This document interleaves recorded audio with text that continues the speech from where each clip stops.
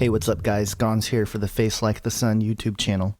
You know, when I first started to wake up to what was going on around the world, one of the main tenets of my awakening had to do with the conspiracy that was the New World Order. And it was the topic that really birthed the truther community outside of the events of 9/11, at least online, the explosion of it. There were only a handful of people prior that were really talking about the New World Order and exposing the hidden agenda of the elite. And while there are still many who continue to track the political and economic developments, many people coming from a spiritual perspective, even a religious one, while we're made aware of the topic, always needed some kind of explanation beyond just these men are evil.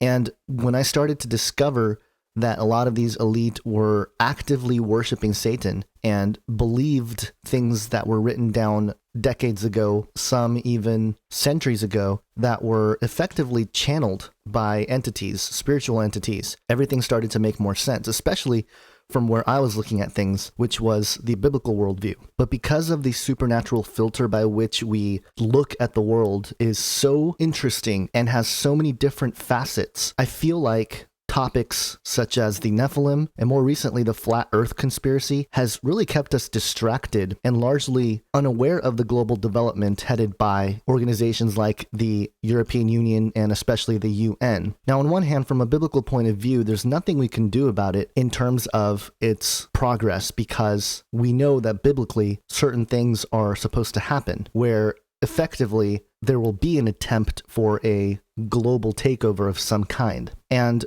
while the political and economic arm of the New World Order has been pretty well established for many years, it was the people of religious faith and spirituality that seem to be the last ones that need to be herded, if you will. And for many of us who are conspiracy theorists and are also believers, in my case, Christian, and even if some of you guys aren't Christian, maybe you're Catholic, maybe you're Mormon, maybe you're something else, maybe even into the New Age. If you're awake, you're awake. Now, of course, in my view, the biblical worldview makes the most sense. But according to the Vatican, the Pope stands in for Christ. And while that's something that is totally against my understanding of the Bible and how a church should operate, nevertheless, Rome has been a power in its own for centuries, but it seemed to not have a cohesive front in terms of creating this New World Order system. That was until yesterday. The Pope, standing before the UN, basically gave his blessing to the 2030 Global Sustainability Agenda. And I feel like we've officially entered the final stage of creating this global institution where the religious arm, along with the political and economic, are merging to become the beast. For those who were paying attention, the Vatican had been working on such developments for a New World Order for a long time, but it was something else to see the Pope actually stand in to this level and really give blessing to an agenda that when you dig into it, is quite disturbing. Now, I know a lot of people have been looking at the 2030 thing for a while, and I had kept my eye on it, but I think it's important to express that this whole September 23rd thing was the beginning of this hard push for the New World Order system. Now, if you go to sustainabledevelopment.un.org, their own document called Transforming Our World, the 2030 Agenda for Sustainable Development, outlines what they are planning to do. Now, I'm not going to read everything for you. That would just take way too long because this is a pretty long document. But they have some main goals, 17 of them related to sustainable development and 168 targets, which were announced today, demonstrating the scale and ambition of this new universal agenda. And when you read through this, initially you're going to think, there's nothing wrong with this. These are the tenets that should be placed in order to create a better world. Things like ending poverty and hunger in all their forms and dimensions. Things like protecting the planet from degradation, including sustainable consumption and production, and control of our natural resources to fight against climate change, which is a huge arm of this. Things like prosperity, to ensure human beings can enjoy prosperous and fulfilling lives that have economic, social, and technological progress occurs in harmony with nature. Now, for those of you paying attention, where have we heard in harmony with nature? That phrase. I think you know what I'm talking about. Peace. We are determined to foster peaceful, just, and inclusive societies, free from fear and violence.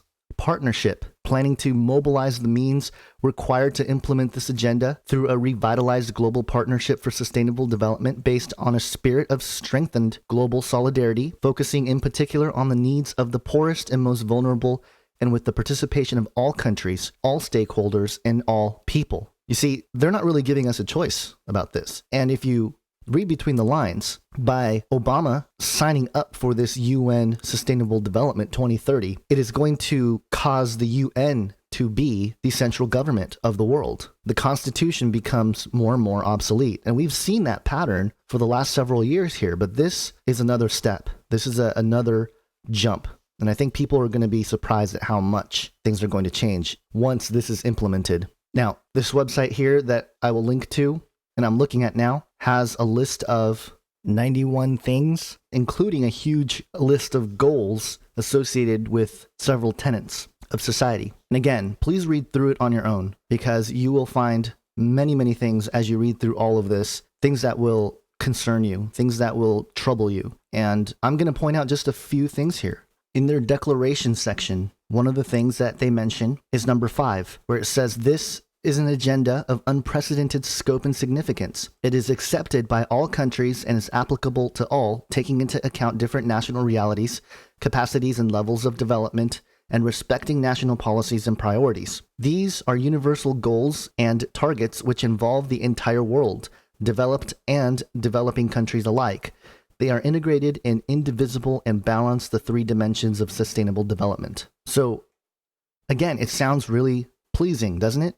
They want to develop the entire world to create this social order, a utopia, a balance, indivisible between the 3 dimensions of sustainable development, which are the economic, social, and environmental. Now, think about this. Economic. They're trying to create a single world economy, or at least a system that is singular in nature, where they're not separated by nation states. Social order. They're trying to create a single social order and a single environmental order. And I think with the environmental, that includes the technological aspect of it, raising technology in harmony with nature. And this is where topics like transhumanism enter the picture. And actually, transhumanism and the technological development affects all 3, the economic, social, and environmental. And that's why so many people have speculated that the mark of the beast system will be a microchip. Now, it doesn't have to be a microchip. It can be something else entirely. It can be a basic mark that shows your allegiance to the system. But it's very interesting that these are the things that are talked about. Another one that I want to point out here on the list is number 17. It's under Our World Today. Here's what it says. In its scope, however, the framework we are announcing today goes far beyond the MDG, which is the Millennium Development Goals. Alongside continuing development priorities such as poverty eradication, health, education, and food security and nutrition, it sets out a wide range of economic, social, and environmental objectives. It also promises more peaceful and inclusive societies. Now, how are they going to do this? How are they going to enforce this? That's the question. It also, crucially, defines means of implementation. Guess what? The UN gets to define how this is implemented, and they're not clear on how they're going to do this.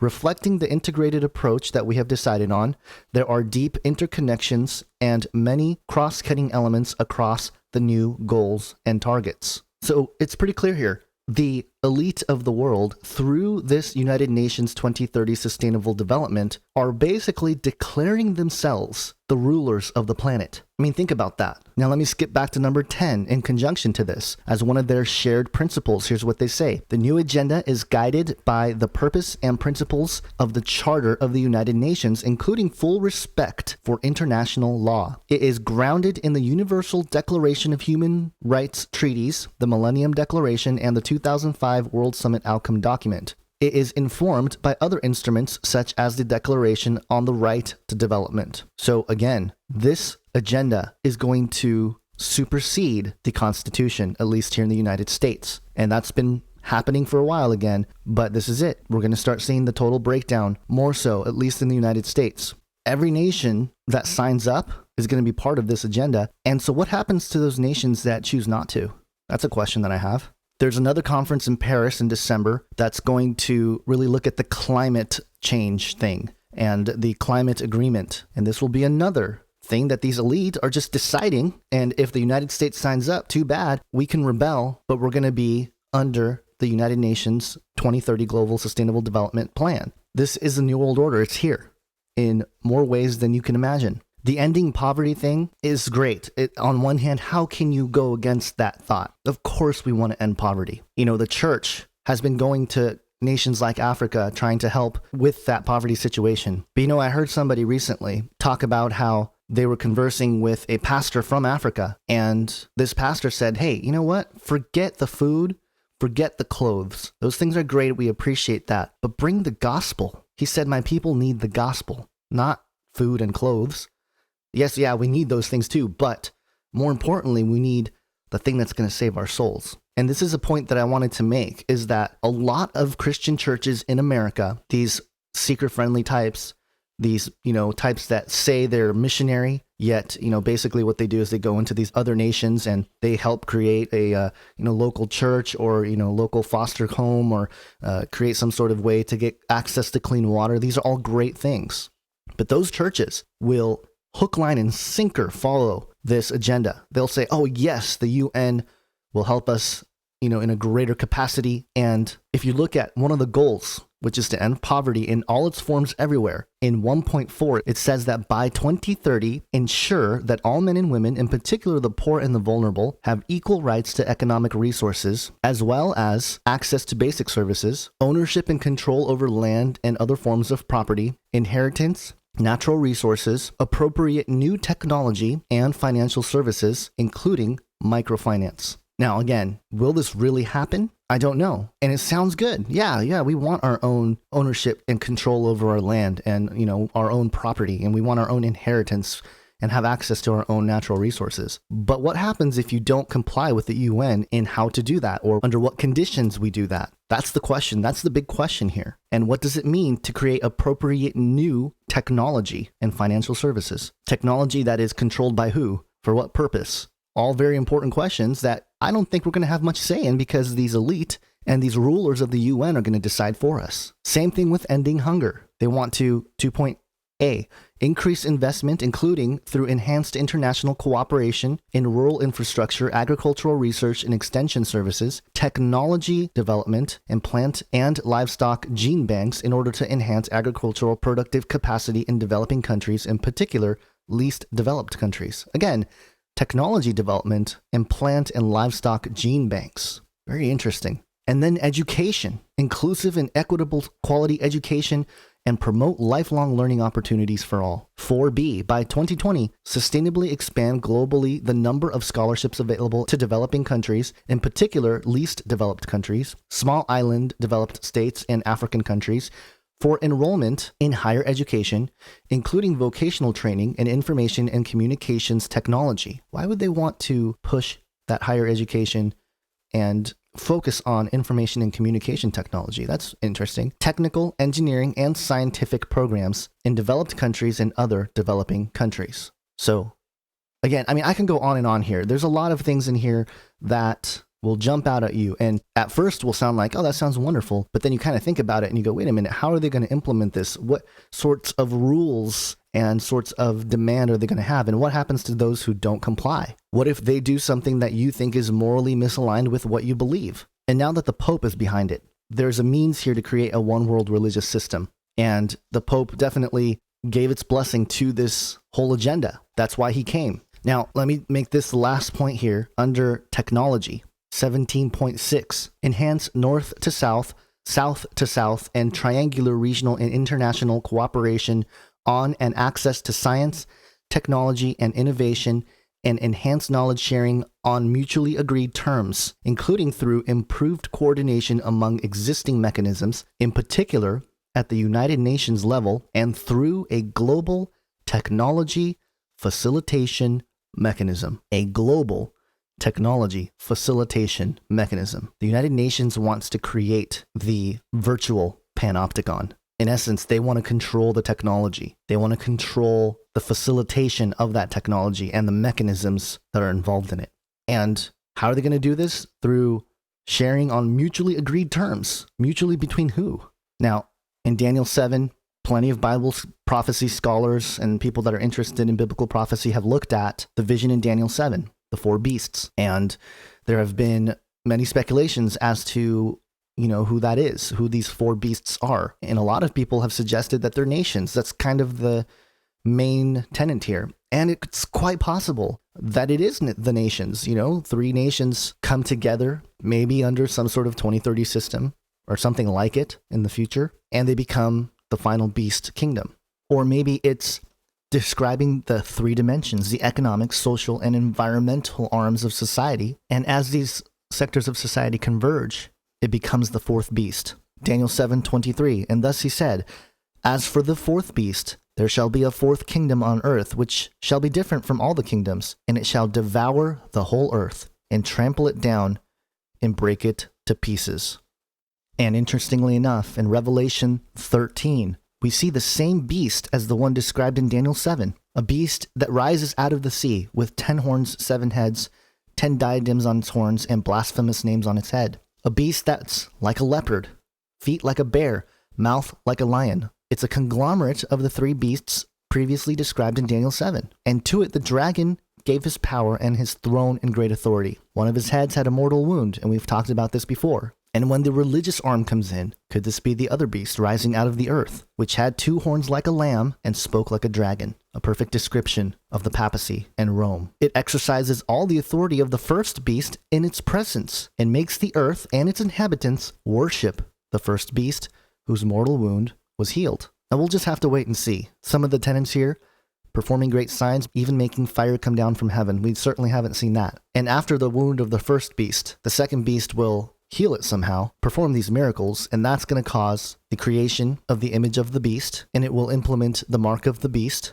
And if you read the mark of the beast here, it causes all, both small and great, both rich and poor, both free and slave, to be marked on the right hand or the forehead, so that no one can buy or sell unless he has the mark. That is the name of the beast or the number of its name.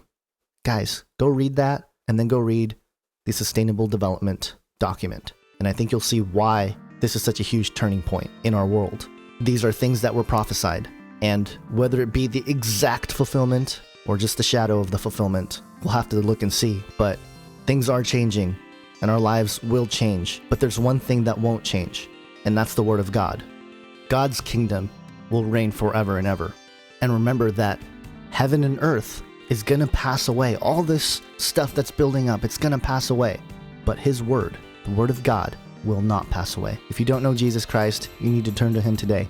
You need to repent, and you need to believe that Jesus Christ died and rose again on the cross for you, because that is the only thing that's going to save us from the global tyranny that's about to take effect here in the next few months, few years, and certainly decades.